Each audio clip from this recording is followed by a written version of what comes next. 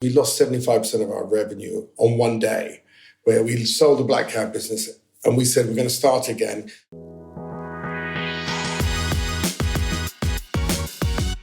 Welcome back to Series 11 of 40-Minute Mentor, your pocket-sized career mentor on a mission to raise aspirations and inspire the next generation of category-defining founders.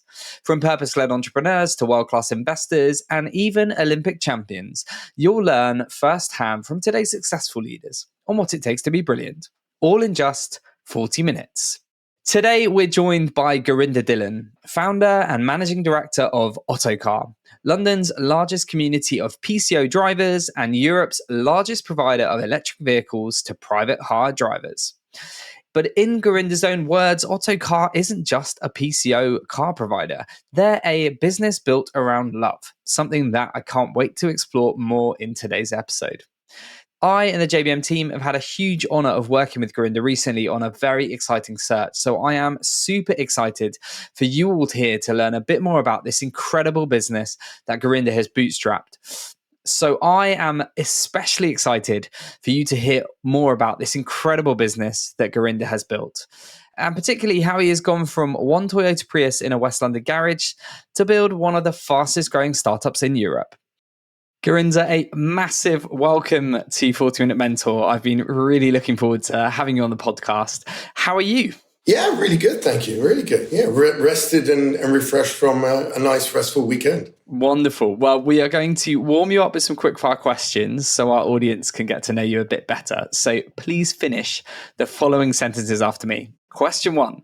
The most memorable day in my career was when... Okay, that's actually hard because I wouldn't go to a specific one, but what I would say, the last one I remember was we had, just a few weeks ago, we had a guy come into the office and he just finished his rent-to-buy contract, and we do this thing where we applaud everyone who's finished with us, and it's just a moment of celebration. And the guy broke down into tears, so we all went, oh God, what's gone wrong there? And he turned around and said to us, well, I was homeless for a number of years. And then I got a car off you guys, and that's allowed me to get off the streets. And I've now got an apartment, and I've got a rented room in this house. And we all went gulp, and we kind of went, okay, that's why we do what we do. And he was in tears, and he said, that's what. And we all sat there slightly choked by it. And then he brought us a cake the next day to say thank you to everyone for all the help that had given him to get him off the street. And I said, okay. That was a memorable moment. Yeah, how powerful. I mean, we're already whetting the appetite of our listeners about the work you do, but the impact it has can be really quite amazing. What a great start.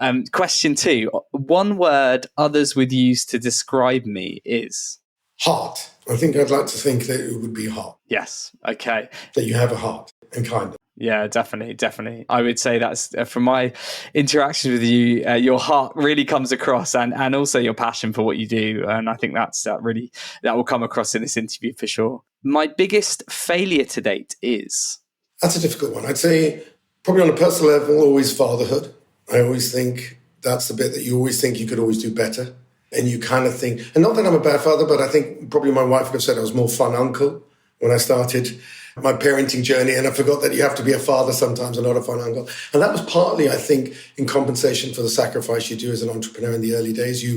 You're somewhat absent in the Monday to Friday a bit. And so on the weekends, you overcompensate. And so probably I stepped outside the guardrails of being a father, more into a fun uncle. And not that I was bad. I adore my children, and we have a fantastic relationship. But probably in those early years, you always look back and think you could have always done better. Yeah, no, I think a lot of people listening to this will be able to relate. And I was exactly the same. The first few years of my daughter's life, I was working crazy hours and telling myself I'm doing this for her. And then you realize actually you never get that time back. And it's quite a hard thing to come to terms with. But as you say, like over time, I think you realize that you've got to be that, you can't just be the fun dad, the fun uncle. You've got to be tough as well. Yeah. And look, and I think there's a realization in this journey in entrepreneurship, there's a cost for everything. And you just got to figure out what that cost is. But, there's this dream that you can have it all, you can't. If you want to be a stay-at-home mother, you're going to maybe sacrifice a career. And if you want to be a career, then it's hard to be a full-time mother, and you've got to balance it up, and everyone to their own choices. I don't regret any of the choices I've made, but there is a cost to it that sometimes you reflect on when you get older. Yeah, totally. Well, thank you for sharing. Penultimate one, I measure success by... I think I'd measure it by happiness. It's how many people you take across the finishing line with you, I think is really important. And that, I think that's what success looks like to me. How many people of your team, your customers, everyone, how much impact have you made on them? And whether you'd be missed if you weren't there today, rather than any kind of financial reward because look, that is a byproduct of success, right? You need to have that in order to grow and in order to be successful.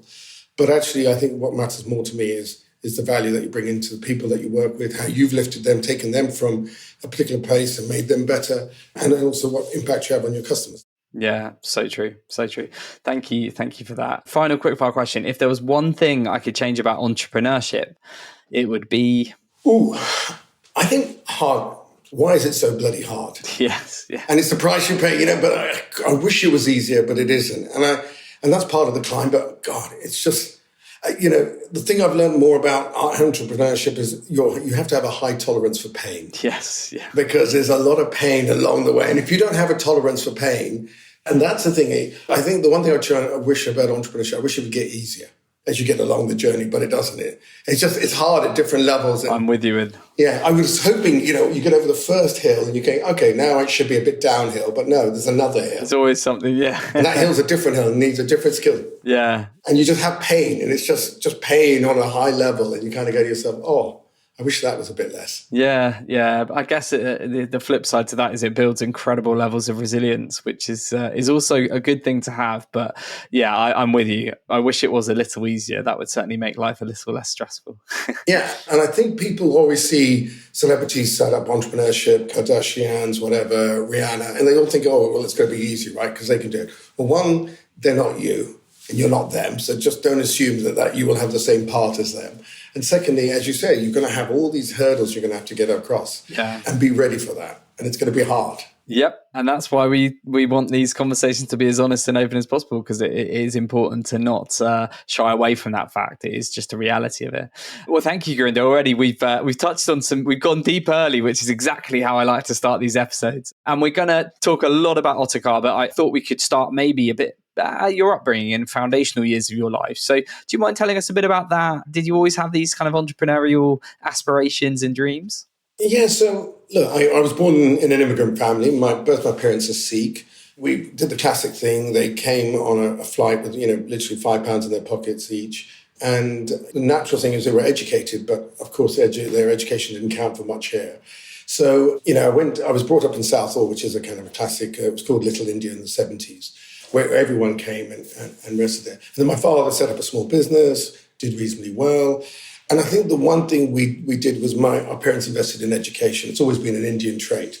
And that was their way out of poverty. It was education is your way out of poverty. And so that's what we did. I was born in a bedsit. And then I think my father managed to get enough money to buy a home when I was about 4 or 5. And then we just went from there. And then from there, I kind of went to university and then went to a private school, which my parents paid for, which I was very privileged to have. And we sacrificed for me to have that education, so as well as my younger brother. And then we went off to university and I went into management at Manchester, and then came out of it and spent a few years with my father working on a small textile business, realizing that wasn't the future. And then I kind of went into things like building dark kitchens back in, the kind of pre-2000, so pre-9/11, trying to think what that was going to look like. And that's where the entrepreneurial journey kind of started. And I think sometimes you have this thing where you think you could have got a job in the city or you could go and try to build your own way in life. And there was this thing in me that just you wanted to try to build it on my own, partly because I don't think I was very employable. So therefore, you think, well, the best person to employ. That's always the way. Yeah, you think you feel fake doing that. So that's where the journey led me. Yeah, love it. And clearly, and I do think, my father came over from India in the 50s. And I do find a lot of the best entrepreneurs I've met come from immigrant families and they've had a harder path, and that's almost been instilled in them. And I think clearly your father built his own business and you saw that. So clearly there's that entrepreneurial gene within you and you've gone on to have huge success. But I wanted to talk actually about the concept based around delivery, the dark kitchen piece, which you kind of came to before it was a really big thing. So do you mind telling us a bit about that and how that early entrepreneurial experience helped shape you and where that came from? Yeah, sure. So I was kind of in my late 20s and we saw this. look, we saw that people were starting to take takeaways, right? So everyone would do that. And what you were looking for were kind of slightly cultural shifts. So people were, instead of just fish and chips, people were having a little bit more exotic holidays, and therefore they wanted more exotic food. So, Indian takeaways, Chinese takeaways, but now they wanted Thai, they wanted wood-fired pizzas. And we said, okay, why don't we try to put that into a takeaway? And one of the issues was there was sometimes never the choice, right? And we thought, what if you could have it all under one roof? So we built this big dark kitchen in a warehouse, had all the stations. And I remember the chefs working off Windows 95 computers. So we were trying to digitalize back then. But there was no internet. So we had a photographer from Vogue take the pictures. And we had these kind of beautiful brochures sent out to all the local houses in West London. And we were operating out of an area, out of Chiswick and so on. And we called ourselves Four Corners because we were going to be the four corners of the earth. And, we had the Chinese and Thai chefs from Harrods. We hired them. We had the Indian chef of the year. We had wood-fired pizza, which wasn't a thing then. Had the first liquor license ever so that you could then deliver alcohol, cigarettes. But culturally, people weren't ready for it. So one of the things we learned was people in those days, you would go for a takeaway and then you'd walk to your local threshers or wine rack, get a bottle of wine and walk back in half an hour. So we said we'll deliver it, but then you couldn't charge a premium because they had it priced in their minds at the local off license. But you offered it as a service. But there was a cultural shift going there because then the wine racks and threshers were closing. But we were trying to get to profitability. And what we found is we were hugely successful in revenue. We just couldn't get to break even because the bar kept moving for us and we were just too spiky. So on a busy Friday night, we would feed a family of 4 every 30 seconds in the peak hours. And we'd feed over 800 people in a night. And we had 50 bikes, but it was just so peaky. So it was all being pushed and pushed. And so you needed so many people for this critical golden hour.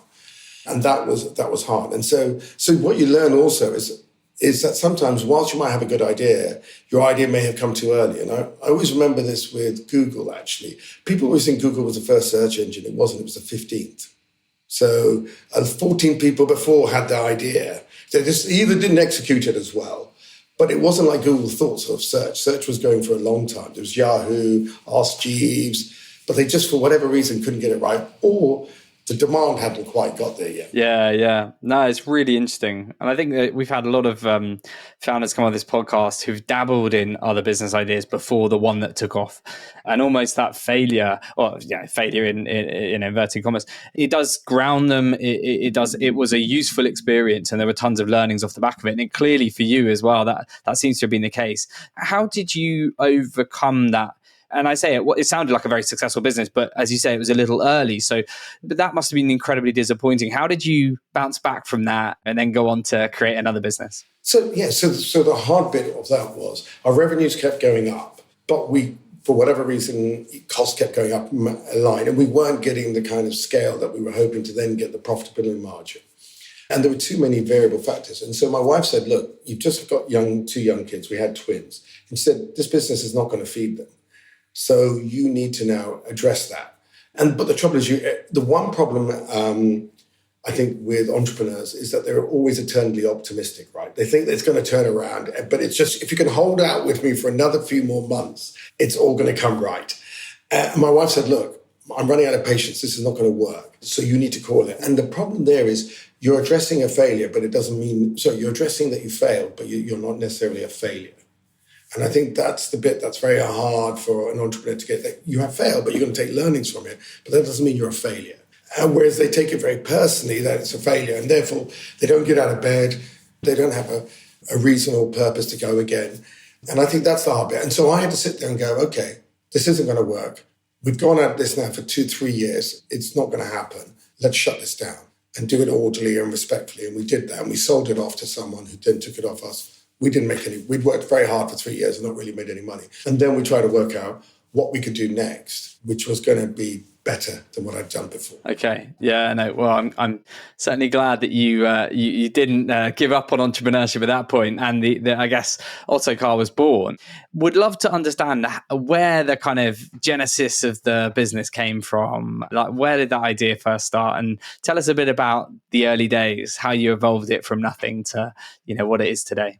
Yeah, so I think post that moment, I started thinking, okay, I need a bit more steady income stream. So I kind of need more of an asset-based business where the income is a bit more steady. So you're not so peaky that on a Friday night, if it rains, you're washed out, you're so busy on the takeaway. But if it's a super sunny day, you're really quiet and you have no control. So we were looking at car rental businesses. And when we started looking around, I kept saying, you just couldn't scale it very big. You'd be very localized as a local Avis or Hertz franchisee. And then the guy who sold me chemicals for the dark kitchen, a guy called Steve, turned around to me and said, Gurinder, I'm doing the knowledge actually. And the one thing you do when you come out of the knowledge is you've done it for 4 years, you're penniless, but you have to go rent a blank cab.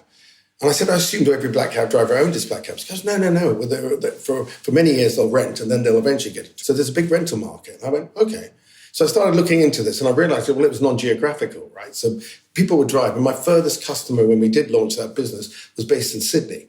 And I went, why are you renting a car? And he goes, well, and these are the cultural things you pick up. Was we had a bunch of guys from Thailand who were paddy diver instructors who would then in the winter months come over and just do the winter season of black cabs from September to December. And the same thing for this plumber. He said in Sydney, no one's heating breaks because it's all switched off, right? Because our winter's their summer. And so he said, I've got nothing to do. So I come over here in September and I work for 4 months as a cabbie, 5 months as a cabbie. I mean, those were the most extreme examples. The vast majority lived locally.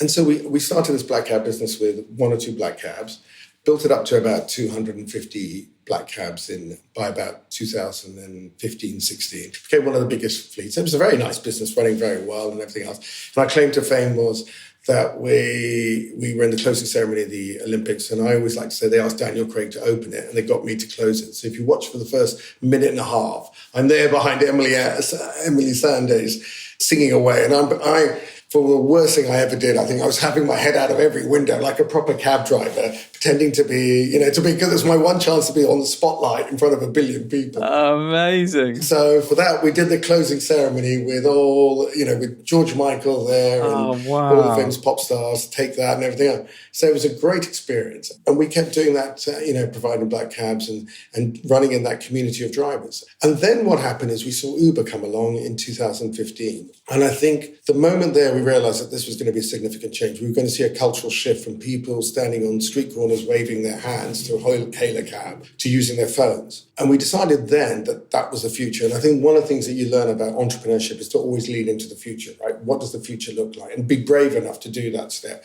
to step off the 10-meter board. And so I think the biggest, bravest decision we made at that moment was we said, okay, if Uber is a thing and it's going to become a thing, we better get out of this business.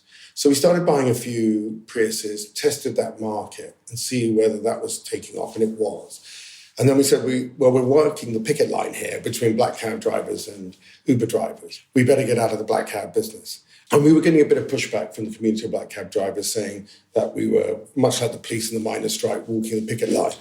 So we exited. And I think that was super brave of us because we lost 75% of our revenue on one day where we sold the black cab business. And we said, we're going to start again, closed all our operations down. And we said, without our legacy business, we can go faster. And that's where we really, really accelerated our growth. That is amazing. What a risky but incredible decision, which has obviously paid off. I guess pivoting is a part of entrepreneurship, but still always very scary. I mean, JBM pivoted very dramatically for us 5 years ago to focus. We originally recruited into banking and consulting, and then we decided to just go fully into the startup world. And that's paid off. But it was pretty terrifying literally calling up all our clients saying, we're not going to be doing this anymore. What advice do you have for, from your experience of pivots? What have been your learnings from doing it? And what would be your advice for somebody listening to this that might be in a similar sort of headspace right now, thinking, I need to do this for business, but I'm really scared to let something good go? Yeah, well, I think the key you want to ask yourself in those moments, right, is what is the one word you earn in your industry, okay? And if you're just a copycat thing, then I think the trouble is then you're a Me Too operation, right? So there might be lots of banking and consulting recruitment companies. But if you can go into a new space and own one word in that industry, then I think you can build a success. So, for example, Nike doesn't talk about the foam of its shoe versus everyone else's shoe, right? So it doesn't go about Reebok or Adidas. What it says is actually, it champions success. right? Nike's all about success. Just do it, have your personal goals. So that's the one thing it owns in the sportswear world is success. And look, I think there are lots of sweet energy drinks. They're all pretty awful, right? But Red Bull owns danger. It owns danger and adrenaline. That's what you associate it with. I would say Google owns knowledge. So those are the words that it owns. So if you're going to pivot, go and pivot into a space where if you can own something that's distinctive to you, that people will value, and they will come to you, that's great. But if you're just going to be another Me Too operator, then it's a hard fight, because how do you differentiate yourself from the competition? And like you just said, you moved into a space where you've got those connections and you stand out in your field relative to the banking and consulting, where I'm sure you were one of many. Yeah. No, so true. I guess we owe it to our audience to tell them what journey you've been on. So fill us in on what Otto Car is today, kind of that kind of journey from the pivot and all you've achieved. I appreciate there's a lot there, but fill us in on the bits you think are, most compelling. So when back in 2016, we bought our first car. We're now 8 years on and we're now 5,500 cars. And in that journey line, we did exactly that. We started as a rental company and there was probably more demand than supply. And so we were growing very quickly to fulfill that. I think where we started to see was there were cultural shifts going on. And I think this is part of business. And one of the things I say internally on the team that, one of the things I always refer to is, look, there was a time you used to go out to shop and then come home for a coffee. Now you go out for a coffee and then come home to shop. So what happened in between? There are a lot of options there, right? Suddenly warehousing becomes a thing off the back of that. Suddenly you probably don't need as big a high street. More coffee machines are going to be sold. So what could we started seeing Uber take off, and we said, how can we fit in around them? And if they are the aircraft carrier in the water, they're going to need some frigates around them to support their growth. Could we build the biggest frigate to support them? And so we looked very carefully at what they were doing and started applying some of their learnings to us. And so we scaled very quickly with them alongside on their kind of coattails. But what we tried to do is deliver stuff for the customer. So one of the things that we learned was that everyone was doing rentals. And so again, to differentiate ourselves from everyone else, we said, we'll do rent to buy. And rent to buy would be this kind of ownership program for drivers who could not access finance easily. And because we were differentiating ourselves from everyone else who were just rental, we started to accelerate. Of course, once you do that, people see your success, they copy you. But being the innovator always was the thing. And now what we've done is added data to that. So we've now got AI in all our vehicles, watching the driver's behavior, seeing how they drive, and coaching them. So the word we're trying to own in our industry is safety. Love it. So the motto of the business is to bring our loved ones home safely.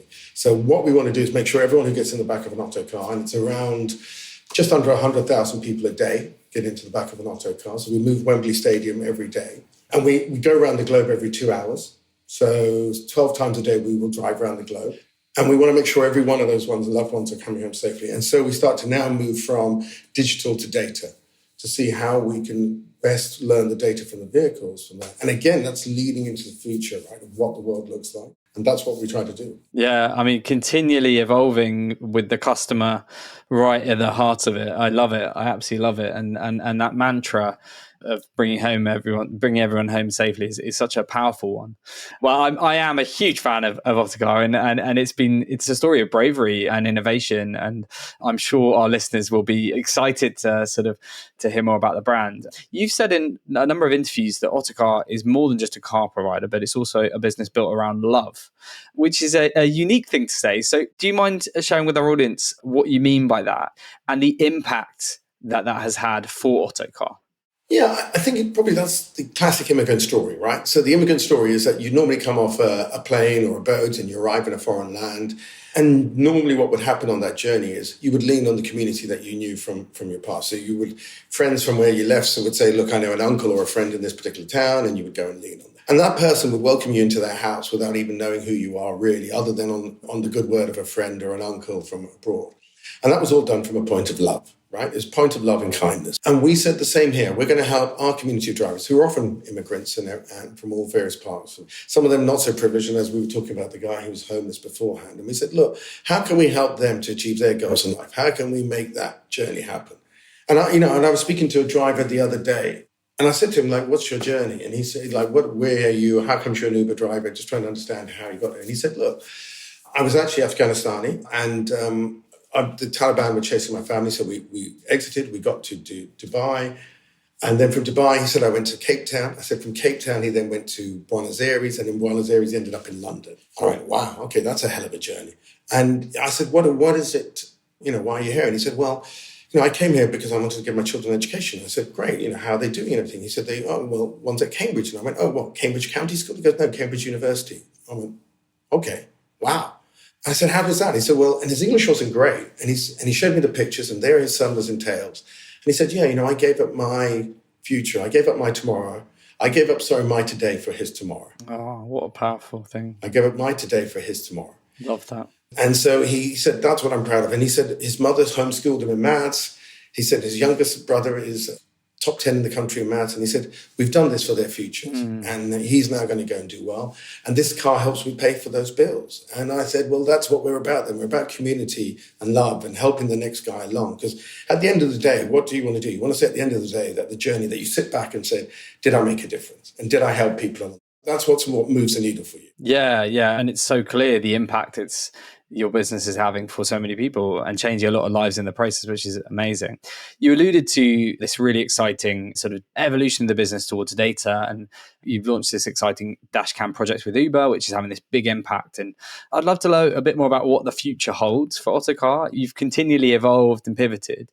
It's clearly, it feels like you're moving in the direction of a tech company as well as the kind of hardware aspects of it. So do you mind sharing a bit more about your vision for the future and what you're most excited about?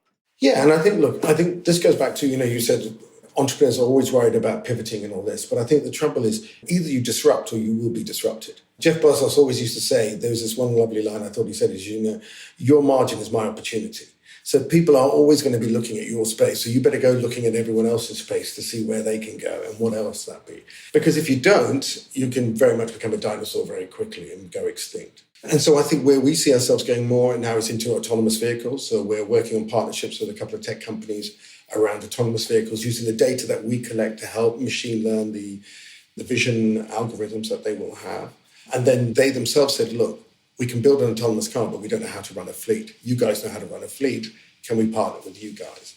And then I think, using dashcam technology to help us work to make drivers drive safer, that's an important part of our aspect of that, and using data sets from the cars. That's all part of the kind of journey. But that's all getting, as you say, more techy. Yeah. Very exciting times ahead.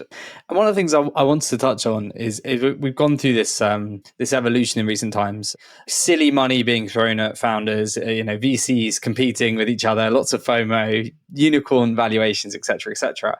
But we've also spent a lot of time in the last few years where there's been this market correction. We've spoken to a lot of bootstrap founders on this program because we realize that there are different paths, and actually there's something so powerful about somebody that's kind of sort of bootstrapped their own business and gone their own path. And you are one of those people. I also have done the same. JBM's never taken any external funding, but it is difficult. It's really difficult route. So why did you decide to bootstrap the business and not seek external investment in the early days and up to now?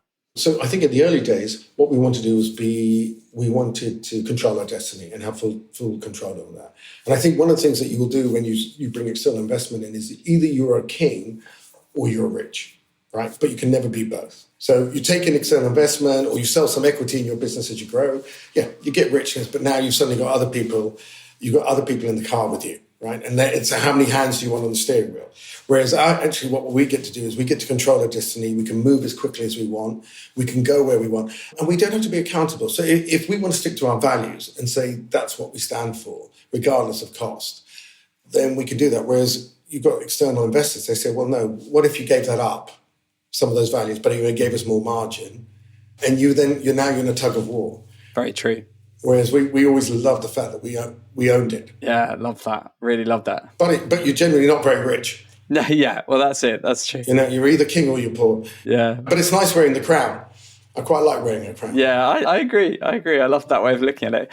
I've heard you say in an interview that starting a business isn't the hard part. It's what follows. And that really resonates with me, and I'm sure others that are listening to this. What has been the hardest part for you of building a business this second time around? And are there any learnings in there or advice for others that might be having a hard time? Because let's be honest, the macro climate has not been kind of late, and there are a lot of founders out there that will be finding it really difficult. I think one of the best things to do is read. I don't think enough founders read, enough entrepreneurs read.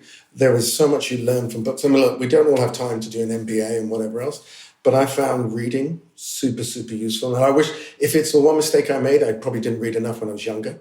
So I think if you're a young entrepreneur, read some good business books. I think there are half a dozen great business books that will reframe your thinking, open your mind, and then accelerate your path or cadence. I think the whole journey is hard. And it's hard at different levels, right? So I raised the first million. So to give you some idea, we've raised 150 million over the years, which is a lot of money to raise. And you would have thought by this stage we'd be getting good at it, right? Because we've raised it a lot. But at every level, when I raised one... And that's in debt. Debt, 150 million in debt we've raised. That's to buy all the cars, right? We bought 5,000 cars, probably bought more than that, so it's probably more than that even now. But 5,000 as it stands, 5.5 of that. So, just that level alone, so probably 200 million in debt if you say the ones that we bought in the past. But the first million was hard. The next 10 was hard. The next 10 after that was hard. And even though the numbers get big, and the other thing is the team, right? It's the obvious one that people say is having a team. Now, I have to say, James, you've been fantastic in helping us, get an MD and everything else. But the truth is, it's taken us the best part of 8 years to get to the stage where we can afford someone of that talent to come on board. Now, I would love to have had that talent 5 years ago, but either you can't afford it, you can't access it because you just don't know where to go. You're learning these things along the way. So you're having to learn off your own metal. And you make a lot of mistakes, right? So hiring is a tough thing, just trying to find the way to do it. So we all, whatever, when we're starting, put our adverts out in LinkedIn or Indeed or wherever else, and just muddle our way through. And you hope you've got enough tailwinds in the business to keep you going, to get to the point where you can get more proficient at these things, where you do get an HR department or you do have all that paperwork in line. And that's a new thing to learn. So at every stage, you're reskilling. And that's a problem because you're having to learn new skills that won't apply. And I think the thing is, very quickly, a great chef, right? The first time around, he's cooking in the kitchen. But as he gets bigger, he's stepping away into the past. Very quickly, he's in the head office and not cooking at all because he's managing 4 or 5 friends. And so the one thing he's good at, he's not even doing anymore. So, he's managing HR issues and budgets and raising money, and that's got nothing to do with putting food on the plate. But at the same time, it's his name on the door. And every time it goes wrong, everyone's going to say, oh, well, he's a terrible cook. But that's so hard to scale and then say, Gordon Ramsay, you go into his restaurant, you're going to say, well, the man can't cook. Look how poor the food is. But, he's running 10 restaurants, 100, whatever he's doing. And we are the same, right? In our business, we move away very quickly from the coalface. So I think it's really important to still have a sense of pulse of your business, be close to your customer when you can, as you scale. Yeah, no, it's very true, and stick close to the people and the culture and own that. And I think that's just wants to bring us on before we get to our wrap up questions, is just to talk a bit about hiring culture, because you've built a business with over 80 people. I've had the real pleasure of working with you on the recent MD search, which was great for me to get a real close-up view of your culture, which is really strong, and it was a real privilege to work with you. But it is difficult. Hiring is hard, and building culture is hard, particularly in a fast-growing business. So what is some of your takeaways and learnings from building a team and a culture, and what is sort of important to you when you're running those sorts of processes? Yeah, well, I think culture, I think, is the most important part of all the business, right? So you start off producing a product. You then start selling an emotion, and actually it's the culture that you can then cascade, saying, look, what are our values? So we always said our values are around community, finance. And if we were going to bring our mothers home, so one of the things that we said in the business was we wanted to make our mothers proud. That was what we wanted to do as a business. One of the core values, make our mothers proud. And then what you have to do as a leader is cascade that to your staff and make sure then the tier of team below you are then cascading it down to the next level of team. But you're constantly repeating it, constantly cascading that kind of information. And that's really hard, right? And, communicating with everyone. So I have to write a newsletter every few months just to everyone and making the time for that, right? That's your Sunday morning taken up, writing that, because it's very hard to do that Monday to Friday, but making the time to share what your thinking is with you so they understand and value what you value. They get to look in your head, what you're thinking, and sharing it with everyone and touching people in all the regular moments throughout the day. When you see someone, just sharing a few minutes just to connect with people all the time. And it's time consuming, but it is so important. Yeah, it's so true. So true. And for anyone that's going to look to join Otto Car in the future, what is it you look for in individuals? What stands out to you in terms of characteristics or qualities? And on the flip side, what puts you off? Yeah, so I think You've got to be kind. You've got to care. You want to make your mothers proud. And I think what really stands out for me is someone who's got an ego. I think one of the things I've learned in life is you've got to be humble, otherwise life will humble you. I love that. And I think, if someone comes in with an ego and thinks he knows what he's doing and he wants better, and he's not prepared to learn and listen and just be a team player. We always say, look, we're not the army, we're the Marines. You storm the beach together as a brotherhood. You just want to always be going together in a line, and you're a tight-knit brotherhood and community, and you leave no one behind. And the other thing we're really important is that everyone's voice should be heard in the business, right? Male, female, senior, junior, everyone has a voice in everyone's hand. If they raise it, they should be heard, and no one should never be denied. They never should feel scared to raise their hand. And if they do, then we have a problem that we need to address in the business. Totally. That's so important. No, I love it. I'm sure you'll get lots of CVs off the back of this. It's a sort of culture there people really want to work for. Amazing. Well, we've touched a bit about the future. It does sound incredibly exciting. Are there any things in the year ahead that you're particularly looking forward to, or anything that we can share, or anything coming down the line that we can share with our listeners? I think the stuff that we're working on autonomous vehicles, we're under NDA, so we can't really say much. But I think that level it's still many years away, but being close to it and seeing how that develops, I think will be exciting for us. I think the growth in the electric vehicles around sustainability, that's what we're working very hard on to make sure that we clean up the air in our city in London, or we do our part for it, I should say. But yeah, no, there's a lot. And also, I think the other thing to learn in entrepreneurship is that whilst you and I get old, opportunity stays young. And so there are always opportunities coming down the road in whatever business you're in. And you just got to keep looking and have your eyes open, eyes and ears open. Love that. Love that. Thank you, Gurinder.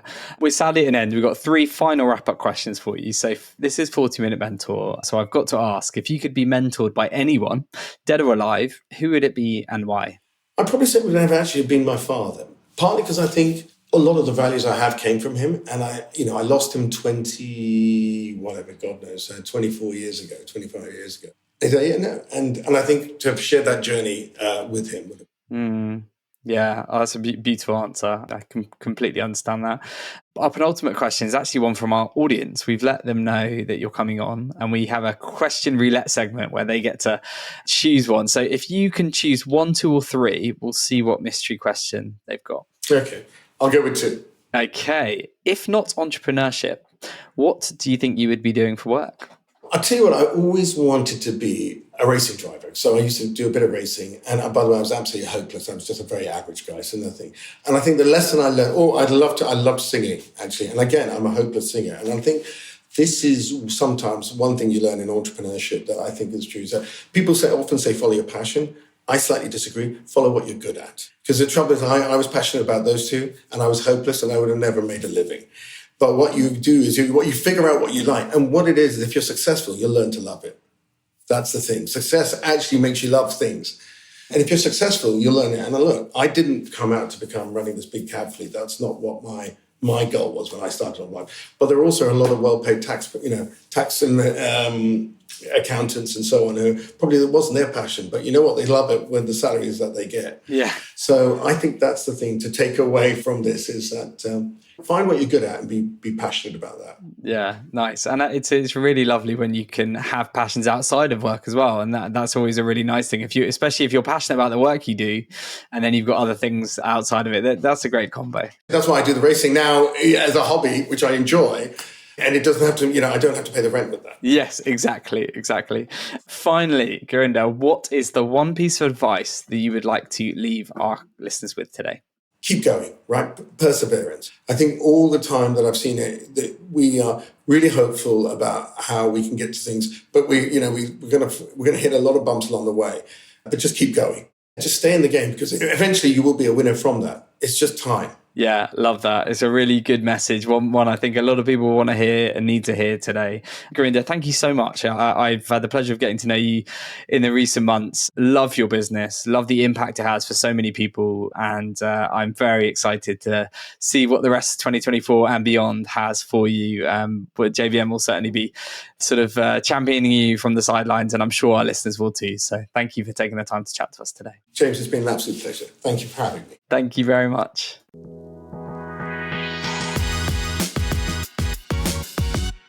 Thank you so much for tuning into today's episode. I really hope that you found it useful and inspiring. If we have left any questions unanswered, or if you have any feedback or guest recommendations for future series, then please make sure you get in touch on info@jbmc.co.uk. I often get asked by listeners how you can help us spread the word about 40 Minute Mentor. There are two simple ways you can help. Firstly, share this episode on your preferred social media platform, and LinkedIn is probably where I'm most likely to see it. And you can also leave us a review on either Apple Podcasts or Spotify. Every share on social media and review left on the podcast platforms really helps us to get 40 Minute Mentor in front of new audiences and share the power of mentorship even further. Thank you so much for your ongoing support, and I look forward to seeing you again next Wednesday for even more pocket-sized mentorship.